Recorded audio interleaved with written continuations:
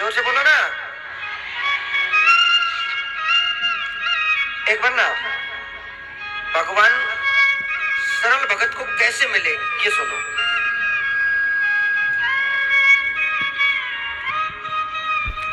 एक भगत था, ध्यान से सुनना, छोटी सी कथा है। और भगत भी था लाल बाबू जी जैसा, जैसे लाल बाबू है ना, ऐसा ही भगत था, बिल्कुल सांवरा सांवरा सा। आहा, ना कोई मतलब भक्ति थे, ना कोई मतलब मंदिर जाने थे। आंख खुले तो मम्मी थे पहले ही कहते, अम्मा इतना बड़ा गिलास चाय को और 4 परांठे बना के रख दीजिए, और कछु नहीं चाहिए। अब मैया ने भी सुबह सुबह 1 गिलास दूध को बना दिया। मैया को तो कहते ना कि वात्सल्य प्रेम एक अलग ही होता है। बेटा ने चाय मांगी लेकिन मैया ने दूध दिया।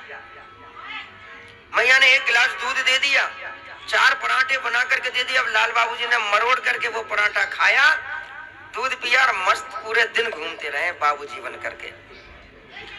अब भैया लाल बाबू की तब तक चलेगी जब तक लाल बाबू की भाभी ना आएगी।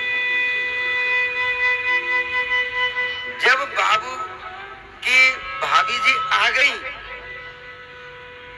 तो भैया कौन भाभी ऐसे मस्त मौला को झेलेगी, मान किया तो भगाओ घर से। अब लाल बाबू जी को धक्का देके भाभी ने निकाल दिया, चल निकल घर से, काम का ना काज का, दुश्मन अनाज का। 4 पराठे न खा जा, सुबह 4 को, दोपहर को और 4 रात को। अब भैया मेहनत करना आता नहीं है, मेहनत करके तो खाएंगे नहीं। अब खाना कहाँ मिल सकता है ये जगह ढूंढो पहले, ऐसे दिमाग चलाने से मिलेगा।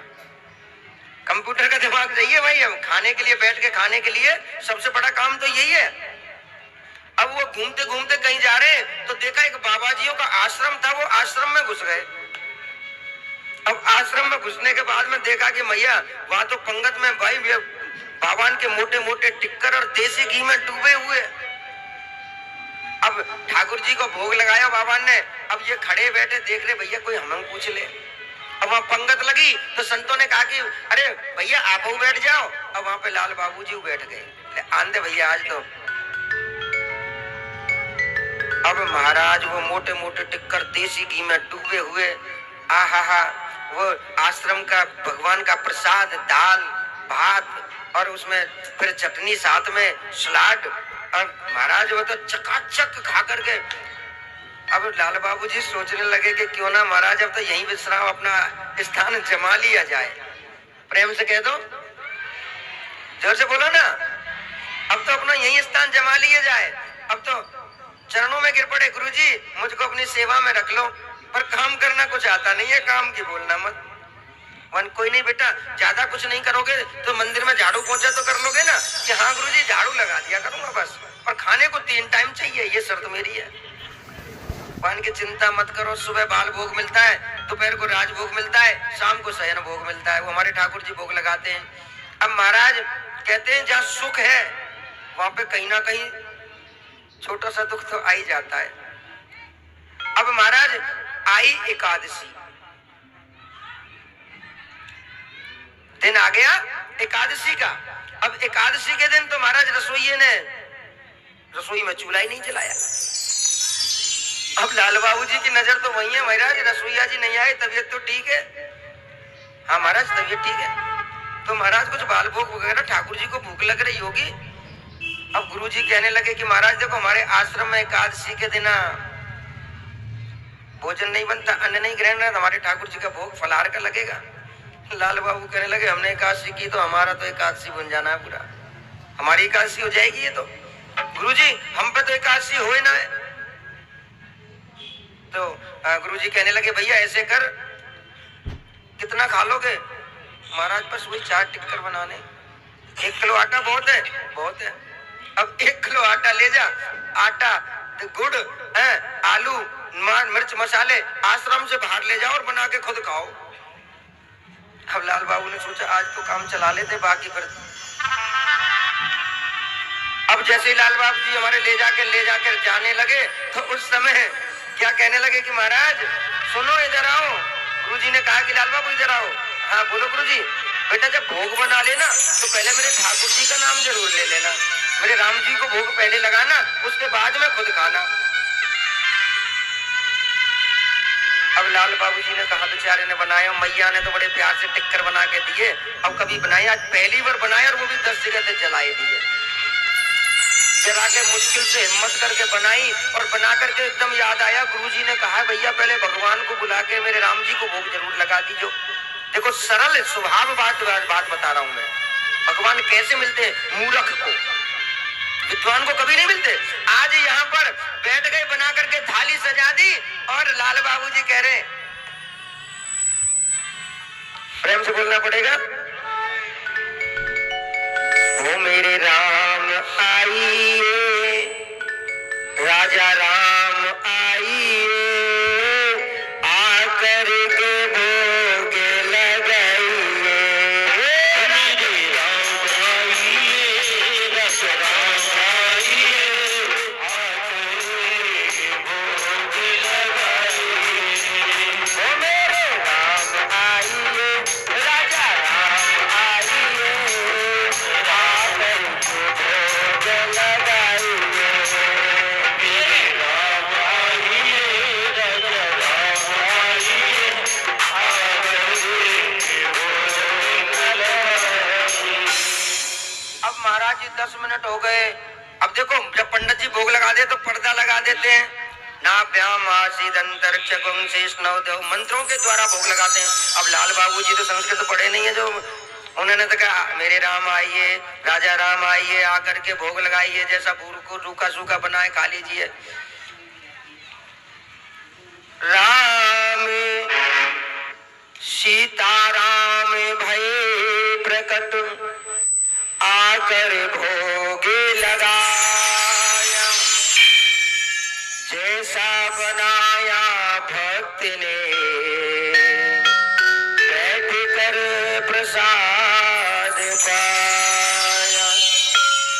अब यहाँ पर भैया लाल बाबू ने तो बनाया एक के लिए, अब सोचा राम जी भी आएंगे तो कितना खाएंगे, एक रोटी खा लेंगे, 4 रोटी तो है ही, अपने पास 3 से गुजारा कर लेंगे, आज एकादशी है, कोई नहीं बात। अब तो यहाँ राम जी को पुकारा, लेकिन राम जी तो स्वयं सीता जी को लेकर के प्रकट हो गए।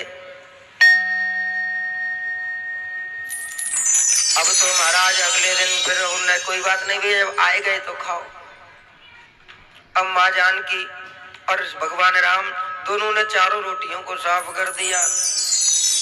अच्छा प्रभु अगली बार 2 ही आओगे या ज्यादा आओगे ये भी बता के जाओ, अगली बार की फिर सोचेंगे, क्योंकि आश्रम में तो बने नहीं और एकादशी को हमें ही बना के खाना। अब अगली बार कहा कि ठीक है महाराज, जब बुलाओगे जब वो आएंगे जब ही पता चलता है, हमारा कोई फिक्स होता है महाराज। अब अगली एकादशी फिर आई। अब लाल बाबू गुरुजी 1 किलो मत देना, 2 किलो आटा देना। अब गुरुजी ने सोचा कि भैया बेचारे को रोटी कम पड़ गई होगी। अब गुरुजी ने 2 किलो आटा दे दिया, भंडारी से कह दिया भैया 2 किलो आटा दे देना, लगता है बच्चा पीछे भूखे रह गया। अब तो महाराज लाल बाबू जी ने रोटी बनाई, बना करके फिर रख दी। ओ मेरे राम आइए, सीता राम आइए, आकर के भोग लगाइए। मेरे राम आइए, सीता राम आइए, आकर के भोग लगाइए। राम लखन सिया जानकी, संग ले हनुमान। अब तो राम लखन भी आ गए अब के, और संग में हनुमान जी आ गए।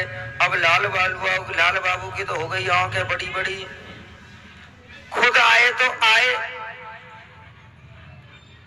मैया को लाए तो बहुत अच्छा, भैया को ले आए फिर भी, अब तो बंदर को भी संग ले आए। आज भी काशी करनी पड़ेगी। अब आए हो तो पाओ, सफा हो गई लाल बाबू की एकादशी। अब फिर तीसरी एकादशी।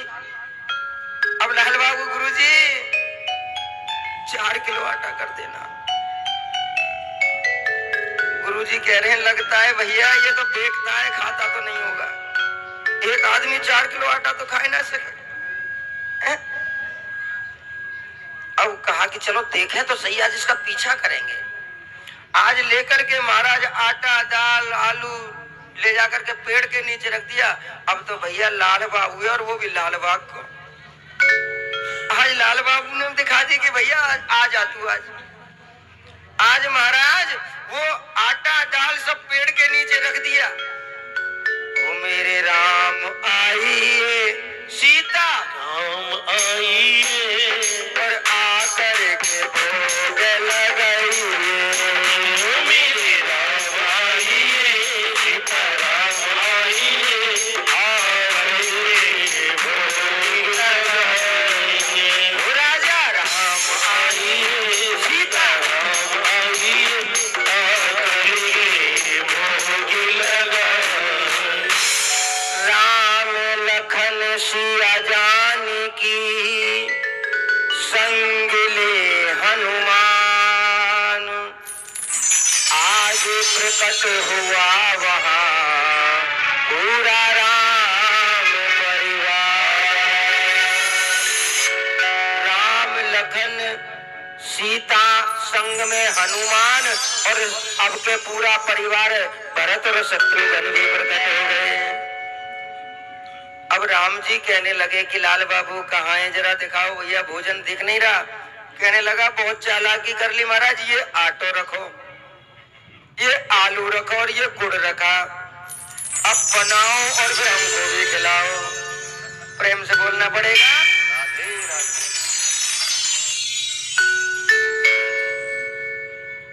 कि लक्ष्मण सब्जी अमनिया कर रहे, हनुमत लकड़ी बीन रहे। शत्रुघ्न साथ बैठ कर माँ साथ रोटी बना रहे। देखो भाव का भूखा हूं मैं, भावी एक सारे। आज माँ स्वयं जो जगत को चलाती है वो आज रोटी बना रही है। लक्ष्मण जी सब्जी अमनिया कर रहे हैं, हनुमान जी लकड़ी बीनने चले गए, शत्रुघ्न माँ का हाथ बटा रहे हैं। अब गुरुजी पेड़ के पीछे से सब कुछ देख रहे हैं, भाई ये हो क्या रहा है। उन्होंने आकर के लाल बाबू को पकड़ लिया, बता भैया ये क्या चल रहा है सब।